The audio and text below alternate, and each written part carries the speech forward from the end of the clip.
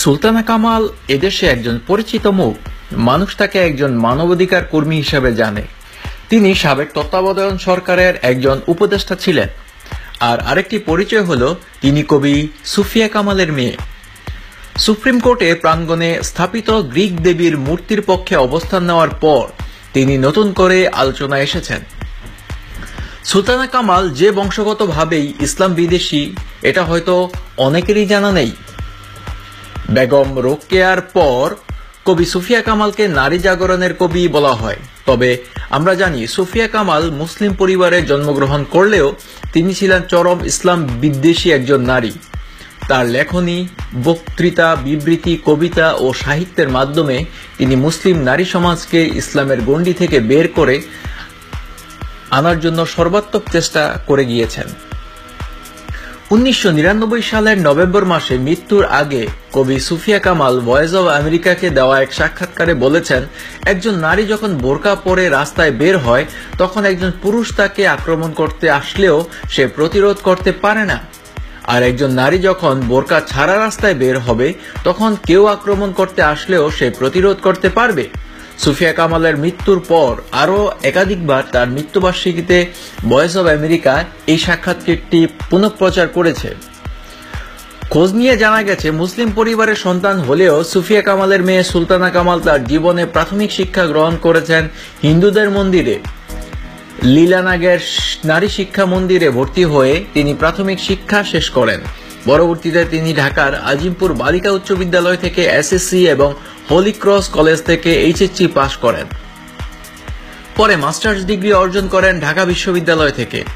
জানা গেছে, লীলানাগের ওই মন্দির থেকেই তিনি হিন্দুদের আদর্শ, আচার আচরণ, সংস্কৃতি, জীবনযাপন সহ সবকিছু লব্ধ করে আসেন। মুসলিম পরিবারের সন্তান হলেও ইসলামী শিক্ষা, সংস্কৃতি, ধর্মীয় হুকুম হাকামের সঙ্গে তার কোনো সম্পর্ক ছিল না। তিনি হিন্দু ধর্ম চর্চা করতেন। এর ফলে শিক্ষা জীবন শেষে তিনি স্বেচ্ছায় সিলেটের শ্রী সুপ্রিয় চক্রবর্তী নামে এক হিন্দুকে বিয়ে করেন। এরপর থেকে তার নামের সঙ্গে যুক্ত হয় সুলতানা কামাল চক্রবর্তী। এছাড়া তার মেয়েকেও বিয়ে দিয়েছেন একজন খ্রিস্টানের সাথে। এদিকে সুলতানা কামাল একজন মানবাধিকার কর্মী হিসেবে খ্যাতি অর্জন করলেও মানুষের মৌলিক মানবাধিকার রক্ষায় তার ভূমিকা নিয়ে প্রশ্ন রয়েছে। তার বিভিন্ন কর্মকাণ্ডে দেখা যাচ্ছে তিনি হিন্দু আর আওয়ামী লীগের নেতাকর্মীদের অধিকার রক্ষায় বেশি স্বেচ্ছার ভূমিকা পালন করে থাকেন। বিরোধী দলের মানবাধিকার নিয়ে তিনি সবসময় নীরব ভূমিকা পালন করে আসছেন।